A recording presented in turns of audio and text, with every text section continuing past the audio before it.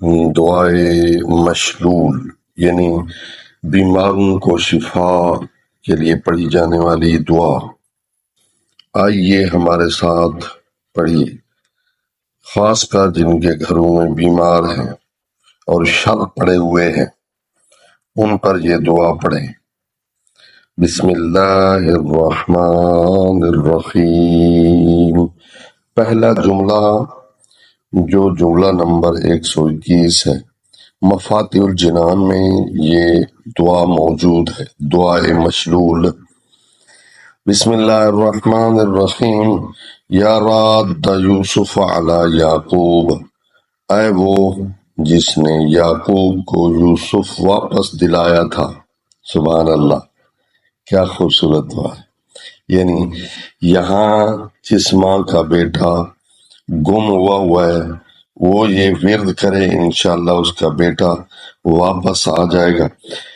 فرمایا یا راد یوسف علی یعقوب، اے وہ جس نے یعقوب کو یوسف واپس دلایا۔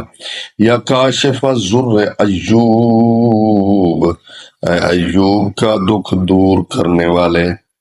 یا غافر الذنب داؤد، اے داؤد کی خطا معاف کرنے والے۔ یا رافع عیسی ابن مریم، اے عیسی ابن مریم کو آسمان پر اٹھانے والے۔ یا منجیہ من عید الیہود، اور نے یہودیوں کے چنگل سے چھڑانے والے۔ یا مجیب نداء یونس فی الظلمات، اے تاریکیوں میں یونس کی فریاد کو پہنچنے والے۔ وہ تاریکیاں کیا تھیں؟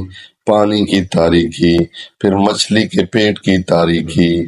وہ جہاں موجود تھے تو انہوں نے وہ ورد کیا تھا، لا الہ الا انت سبحانک انی کنت من الظالمین۔ اللہ نے ان کو نجات عطا فرمائی تھی۔ یا مصطفیٰ موسیٰ بالکلمات، اے موسیٰ کو اپنے کلمات کے لیے منتخب کرنے والے۔ یا من غفر لآدم خطیئتہ، اے آدم کے ترک اولا کو معاف کرنے والے۔ یا رفع ادریس مکانا علیا برحمتہ، اور ادریس کو اپنی رحمت سے بلند مقام پر لے جانے والے۔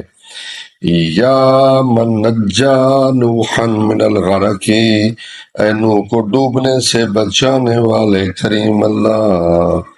یہ جو انبیاء کی خطا کا لفظ آیا ہے یہ ترک اولا ہے، انبیاء سے غلطی نہیں ہوتی، ترک اولا ہوتا ہے۔ یا اللہ، یا رحمان، یا رحیم کریم اللہ، ان انبیاء کو تو نے نجات عطا فرمائی تھی۔ جو گھروں میں بیمار ہیں، جو غائب ہیں، کریم اللہ ان کو گھر واپس لوٹا، ان کی ماؤں کو ملا، ان کی ماؤں کو خوش فرما۔ جو بیمار ہیں ان کی بیماری ختم فرما، ان کو لباس صحت عطا فرما، بحق محمد و آلہ الاطہار۔